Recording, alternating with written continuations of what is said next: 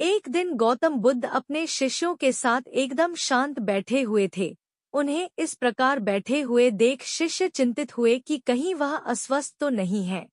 एक शिष्य ने उनसे पूछा कि आज वह मौन क्यों बैठे हैं, क्या शिष्यों से कोई गलती हो गई है? इसी बीच एक अन्य शिष्य ने पूछा कि क्या वह अस्वस्थ हैं, पर बुद्ध मौन रहे।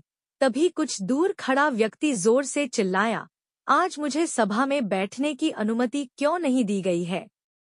बुद्ध आंखें बंद करके ध्यान मग्न हो गए। वह व्यक्ति फिर से चिल्लाया, मुझे प्रवेश की अनुमति क्यों नहीं मिली? इसी बीच एक उदार शिष्य ने उसका पक्ष लेते हुए कहा कि उसे सभा में आने की अनुमति प्रदान की जाए।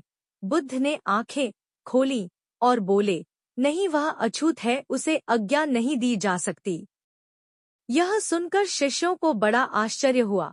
बुद्ध उनके मन का भाव समझ गए और बोले, हाँ, वह अछूत है। इस पर कई शिष्य बोले, हमारे आश्रम में जात पात का कोई भेद ही नहीं, फिर वह अछूत कैसे हो गया? तब बुद्ध ने समझाया, आज वह क्रोधित होकर आया है। क्रोध से जीवन की एकाग्रता भंग होती है। क्रोधी व्यक्ति प्राय मानसिक हिंसा कर बैठता है, इसलिए जब तक वह क्रोध में रहता है तब तक अछूत होता है। इसलिए उसे कुछ समय एकांत में खड़े रहना चाहिए।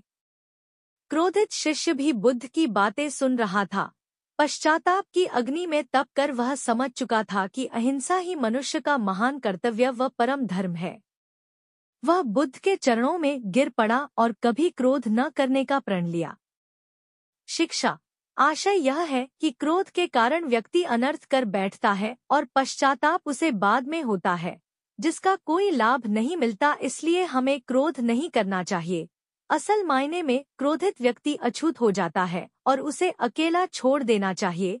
क्रोध करने से तन, मन और धन तीनों की हानि होती है।